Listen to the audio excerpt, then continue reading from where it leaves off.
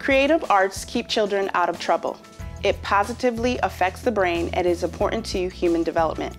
However, today many schools are slowly eliminating various arts.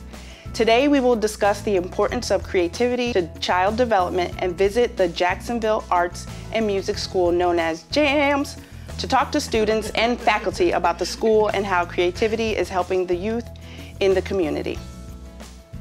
Excellent. Teddy, jam with me now. Look at this.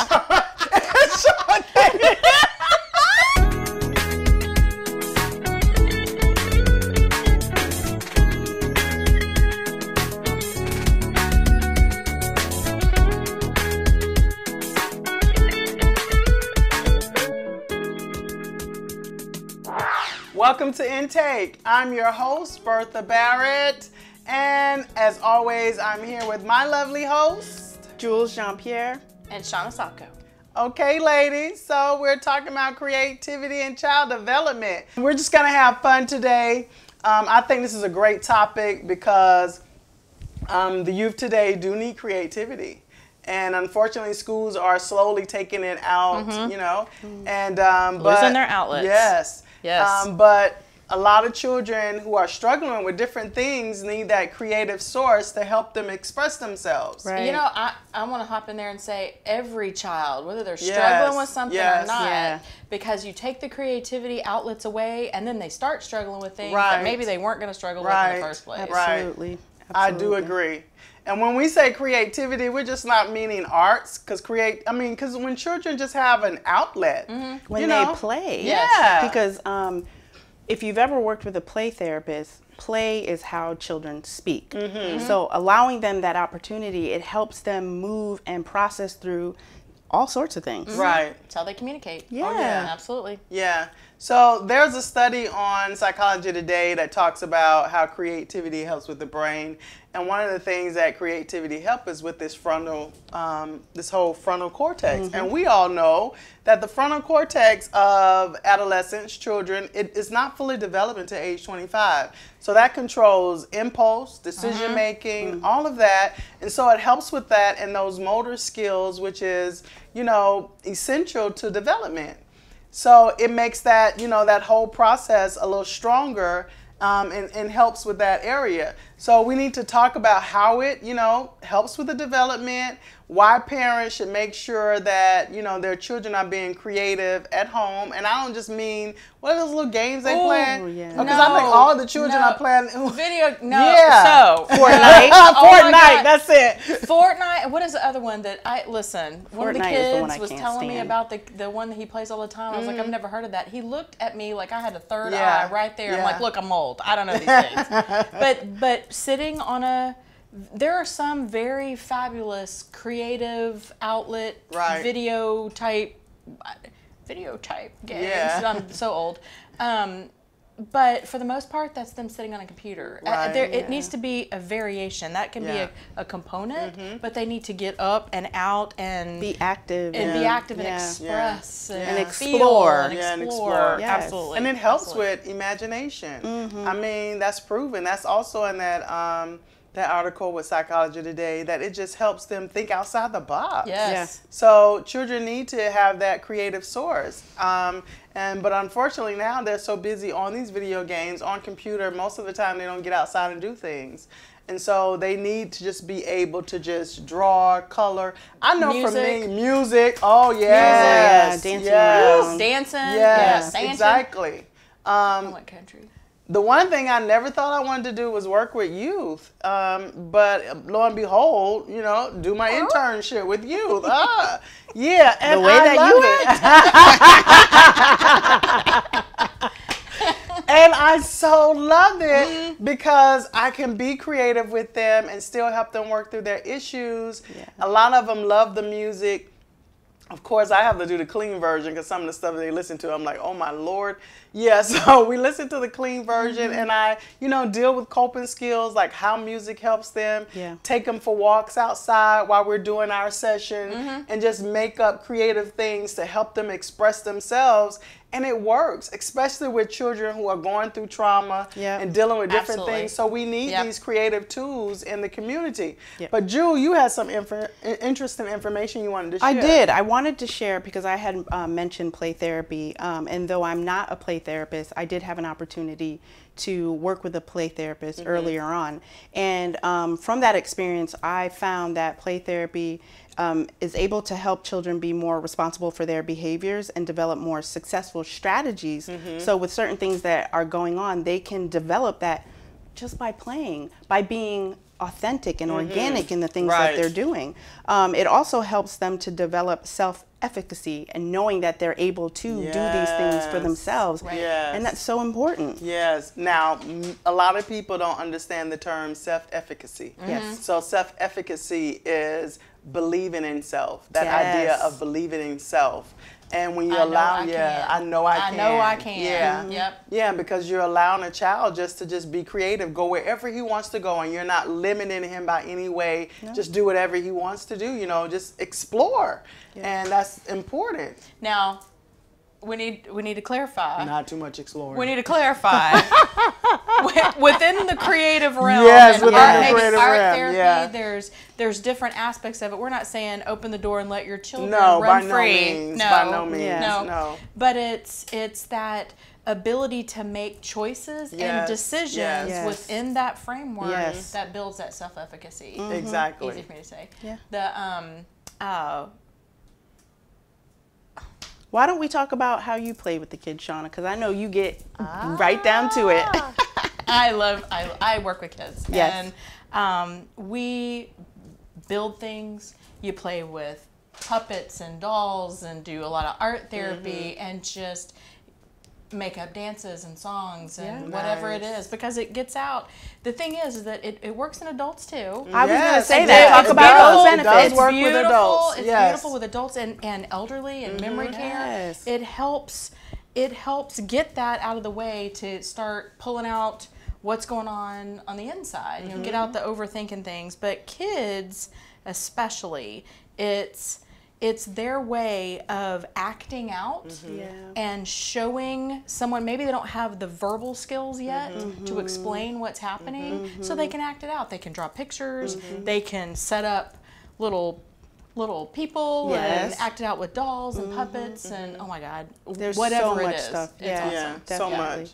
You mentioned the elderly. I was reading an article about how creativity helps with long-term memory. And so they're starting to use more arts in these retirement homes, you know, because it really helps them in that whole dementia thing. Have you seen video? I've seen the most miraculous videos of people who have been almost comatose for years, and there's a song, they'll play a song, and it brings back a memory, and it brings them back into the present. It is powerful stuff. It's awesome. Art is a beautiful thing. I love it.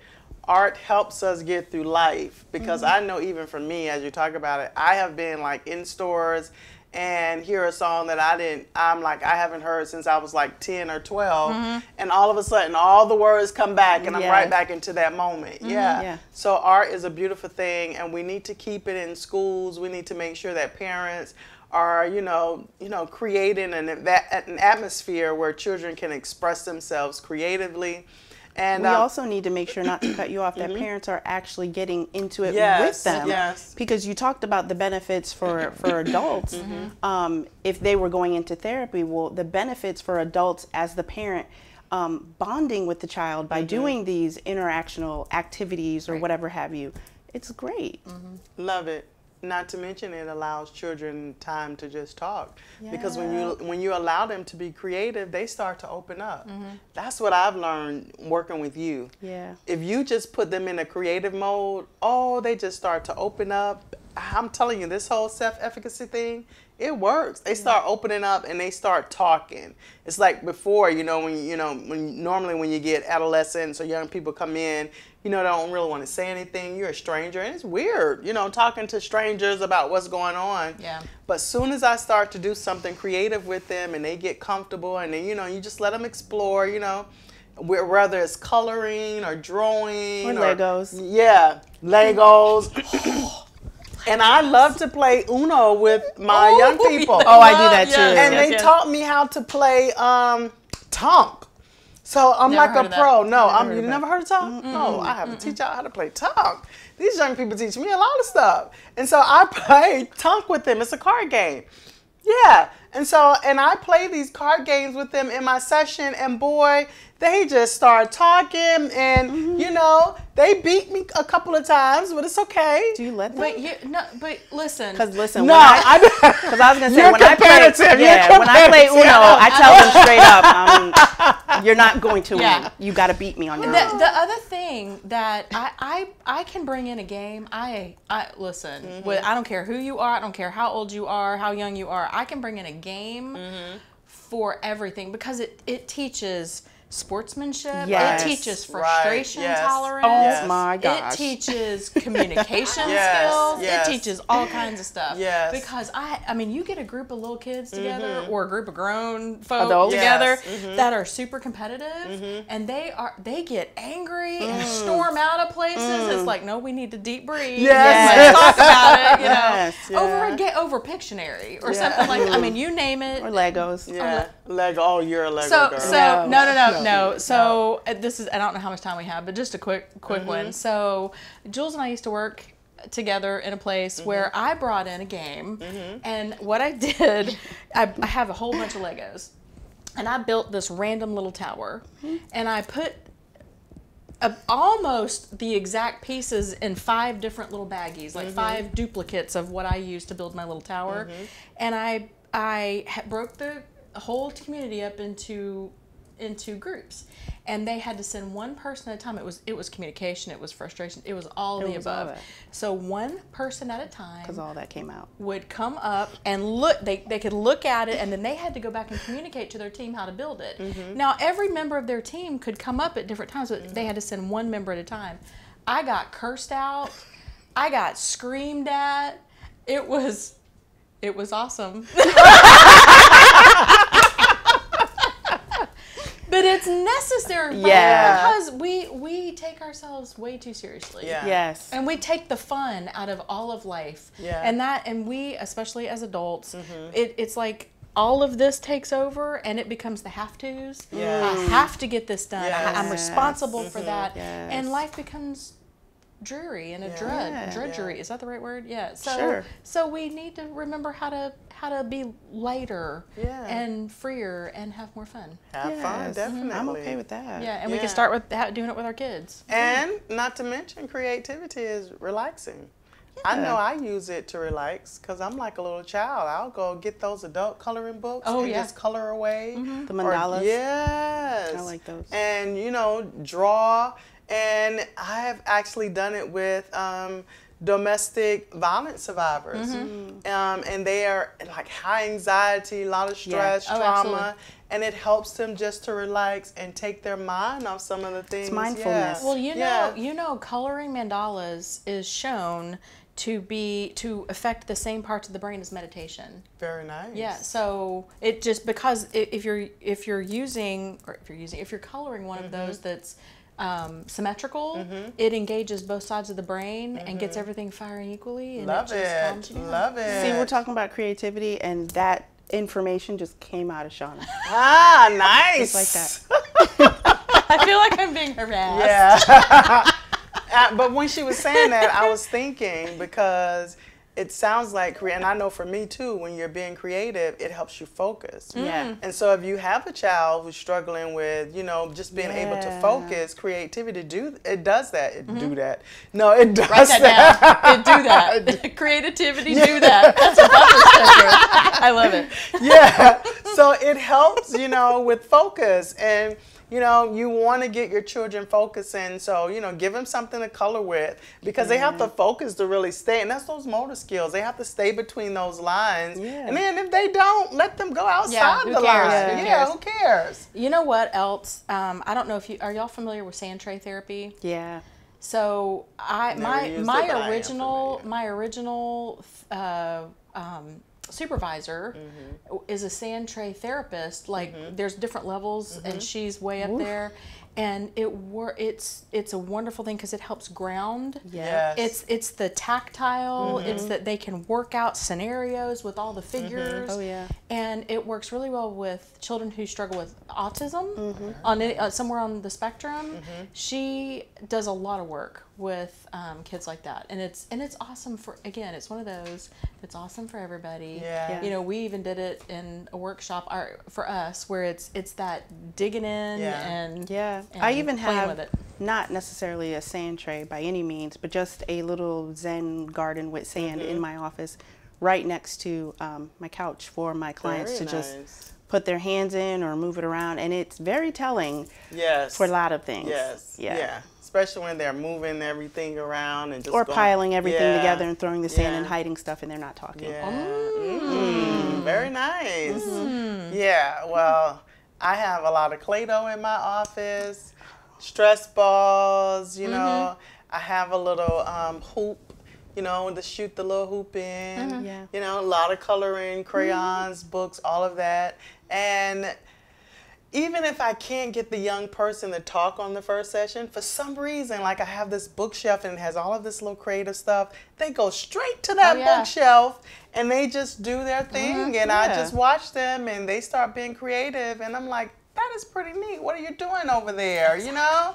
And they start talking and explaining how they're doing it. And I know if they're balling it and they're tanning and they're throwing it, then there's some anger in there. And I'm like, oh, okay, so we're angry. We need to talk about that. Would you like to talk about that? So creativity does a lot for children. It does a lot for adults. I know in my day, and I'm not that very old. I'm not old at all. So in my day, don't look at me like that, Sean. In my day, we had, what was it called when you take the cooking classes and the sewing classes? Home ec. Home ec, yeah. And that was fun. That helps me. Like now, you know, even when I sew, when I can find the time, you know, it helps me focus because you really have to stay with that sewing machine and do your thing. And so creativity really helps. And we're just going to have fun with this show today, you guys. We're going to go over to Jams and work with the children. So this is just going to be a fun show. Stay right there. And when we come back, we'll be at Jams. I'm not going to do that. No.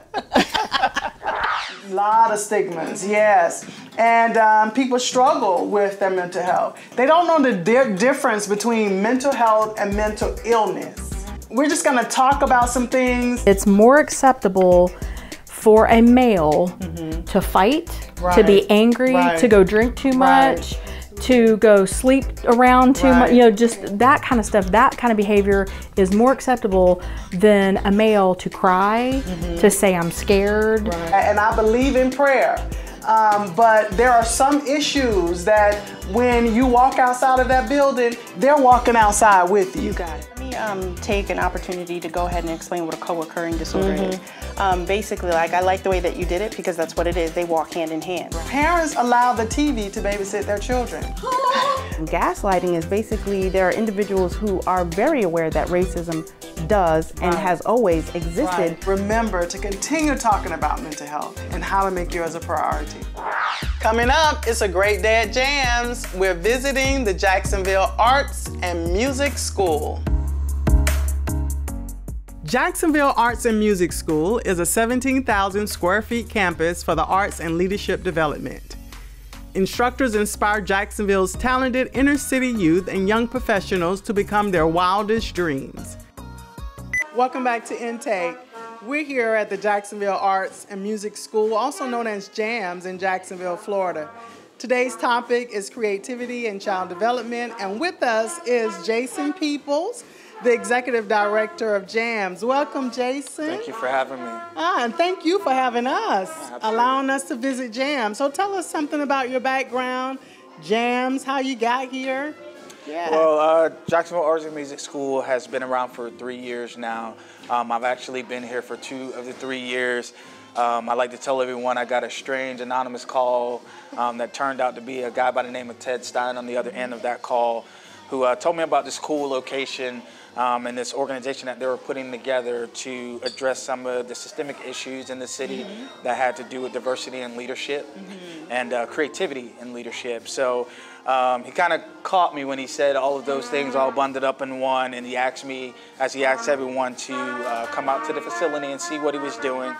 And when I got out here, I observed what was in a small group of kids, but a very passionate group of kids that really needed some direction and really wanted to do some amazing things in the community. So I came on board in November of 2017 now, and from there we have just exploded. I mean, we have literally gone from about 15 kids to 63 now, and our goal is to be at 100 kids at the end of the year and 200 by 2022. So love it. I love it. Good projection. Jason, I wanted to ask you, what inspires you to do what you do? Great question. There's a couple of things that inspire me. I actually have 3 girls of my own, so that's one thing, is wanting to make sure that I'm doing my part to make sure that I empower them as I work with other youth in the community as well. But I served in the United States Army, and I deployed 3 times. So I got to see a lot of the world, and I got to see World War up close and personal. And a lot of times you run across youth, and we're trying to figure out, okay, how does this young man or this young woman lead themselves to believe that, radicalism or bringing harm to a certain group is okay. And it's really just about what they have access to, right, and what they're being influenced by. So when I come here and I look at my own community, and the African-American community in particular, why is it that so many people are turning to gang violence and turning to just things that are unbecoming of good citizenship? And it's just because they don't have access. Tiger Woods, I laughed at myself because I looked at Tiger Woods as he won his last major. And they were talking about it on the news, and then they said he won $10 million. And I was like, man, if someone would have told me that I could have won $10 million by learning how to play golf, right, then I probably would have played golf. Right. But I didn't have access to that. So unfortunately, that's not the path I went down. So, or fortunately for kids. Yes, Yeah. exactly. So now it's more about just making sure that we create access, and as much of it as possible, and we're just using arts as a conduit for that. That's awesome. So Jason, I had a question. Can you tell us and viewers, what does JAMS offer to youth in the community? So outside of access, what we want to do is we empower the creative leaders of tomorrow using arts, education, leadership, and enrichment, or social emotional learning as we know it today. So the big thing that we do with each medium is through art, through film, through music, through dance. Robotics we recently added, taekwondo we recently added. We want to use those as conduit for creating leaders. Now, not just creating leaders, but creating creative leaders, creative thinkers that are capable of solving the problems of tomorrow. So we have some excellent instructors. All of our instructors are actually in the field doing what they do. Miss Erin Kendrick, who runs our visual arts department, she just won Artist of the Year, Art Instructor of the Year, Art Exhibit of the Year. John Lumpkin, he played for the Jazz and Lincoln Center satellite program down in Orlando. So you really have some amazing people doing some amazing things. Miss Tamika Lee, who does some amazing things in her own right in the film community. So to have them here empowering our youth is absolutely amazing. That's awesome. I have to say, I asked on 3 different occasions if the artwork that's on the walls is done by students, because it's amazing. Yes. Absolutely amazing. Yes. We have some great artists here. And that's one of the big things that we have found, and I've talked to some of the instructors about as we look at places like LA and different places in California that are very inundated with film. And we say, man, we could go over there right now and we could find you the next somebody that's 8 years old right now who can shoot a full-fledged film because they have access to it. Yes. And they have top-of-the-line producers, top-of-the-line directors that are always pouring into them. So for us to have the type of instructors that we have here to be able to resemble that is amazing. That's awesome. That's awesome. Love it. Yeah, me too. Not to mention, and before we move on any further, and I think you and I talked about this earlier, It's just the fact that what you all are doing, whether you know it or not, is you're giving their development a boost. You're really giving their development a boost because creativity does so much. It opens them up. It helps them express themselves. It's just so much. So I applaud you guys for what you're doing here, and I love it. I love it. Thank you. I love it. Yeah. She loves it so much. What are the requirements to be able to join here? I mean, is there like an age requirement or specific time in school? What can you tell us? So we offer two different programs. We offer what we refer to as our out-of-school time program, which is the after-school program, and then we also offer our 5-week summer camp intensive, which runs obviously 5 weeks, but it runs from 8 o'clock to 5 o'clock every day. The biggest thing that we look for is we want to pulse to the community first, at least a half mile to a mile radius out first, and then we look at those schools that we service, and you can go to our website to find out the schools that we actually do service, and then we go to siblings and things like that. We also make a conscious effort, being a veteran myself, to make sure that we give our veterans first right of refusal as well, because we know the two big things that we want to address is the very transient community that we service. They're moving a lot, they're always around, and one of the ways that we combat that is by having jams here, first of all. How do they get here is by being at one of the schools that we service. Well, we want to push our elementary students that we service, because we go from 4th through 9th grade now, because we grow a grade every year, but we want to push our elementary students into magnet schools. By pushing them into magnet schools, it allows them to be anywhere in the city. It doesn't matter where they move. There's always a bus that gets them back to that school. So that keeps a point of consistency in their lives. Then that bus goes from that school to jams. So that's 2 points of consistency. It doesn't matter what's happening at home. It doesn't matter if they move 100 times. They're always going to go to that school. Right. They're always going to come to jams, and they're always going to have a jams family here. So to answer your question, yes, there's no specific requirements in terms of getting in. It's more about how do we get you involved and keep you here and keep you engaged. I think that's a really good idea that you guys focus on the consistency of it, because that is some of the things that children, especially when they're transient because their parents are in military, that it's a level of comfort. Like, I know I have that. All the other stuff I can't control, but I know I have this. Even though I can't control it, but I know I have this. Yeah. So I think that's really good. Just a safe space for everyone, for all the kids. That's so important. And I know you're hitting on it, and that's what the whole show's about. It's the building of the leadership, but it's giving them outlets for mental wellness and emotional health and really positive, healthy ways to express themselves. It's just phenomenal. This is really cool. Absolutely, it's awesome. We have a lot of kids, and I tell a lot of our supporters and donors and parents. We've had in the past one of our students experience, some gun violence. Mom's boyfriend got killed in a car, and she was in the car, and there's a situation where we have to then be that family to them and be that outlet to them and create that safe space and let them know that they can let us know what's going on. They can express what's going on to us. And it's always bittersweet, because usually it's something bad that they're coming to us with, but it's always bittersweet when they feel comfortable enough to come to us and tell us something. And they know that we're actually going to value that information and make sure that we are not mishandling their information in their day-to-day life. It's a gift. It's a gift that you're giving to them. That's awesome. So can you tell everyone, us, the viewers, how can we help? How can they help? How can they get in touch with you?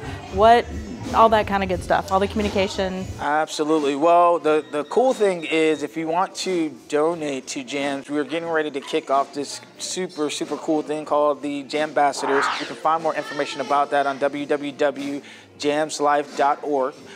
You can follow us on social media, JamsLife, @JamsLife. It's on Twitter, it's on Instagram, it's on Facebook as well. So any way they want to get involved in terms of volunteer work, donating, if you want to see our wish list, if you want to see our annual reports, all of that stuff is located on our website. And so again, it's www.jamslife. Yes. Screwed it up. Jamslife.org. Yes. Okay. Awesome. Awesome. Okay.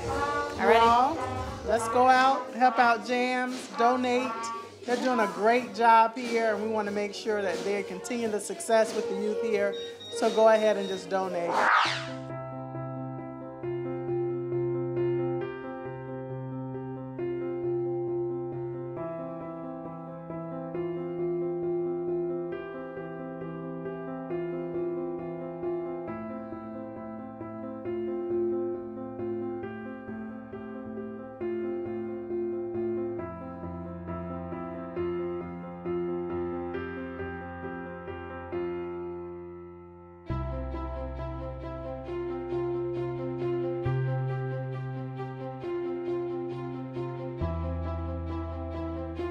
At JAMS, I will embrace each class, lesson, and assignment with passion. I take risks knowing I'm supported when I succeed and when I fail.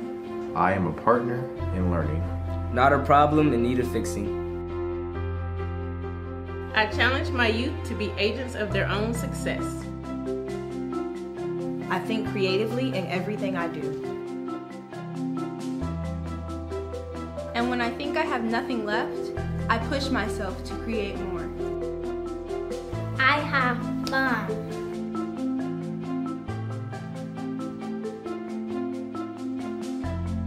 I take pride in my creations.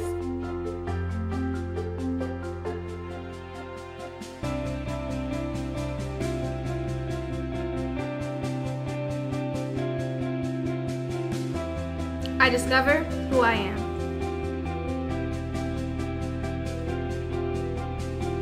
I understand what I disagree with and make lifelong friends.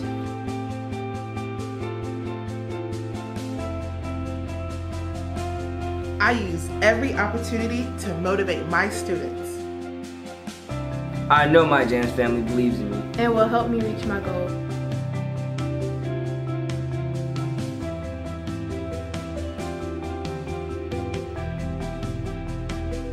I know my words have power. I can be myself. I am prepared to lead. I believe our youth are both our now and our future. I am power to all.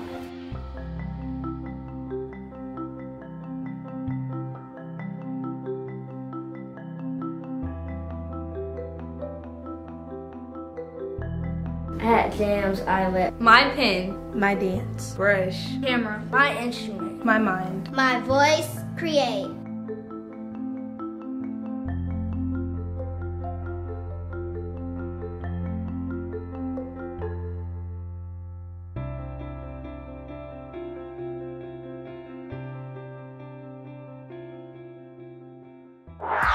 Hi, welcome back to Intake. I'm Jalen Taylor Robinson. And I'm Aviana Singh. And you're watching it. I'm sorry. Nice energy. Hi, welcome back to Intake. I'm Jalen Taylor Robinson. And I'm Aviana Singh. Today we'll be interviewing JAMS students on how creativity helps them.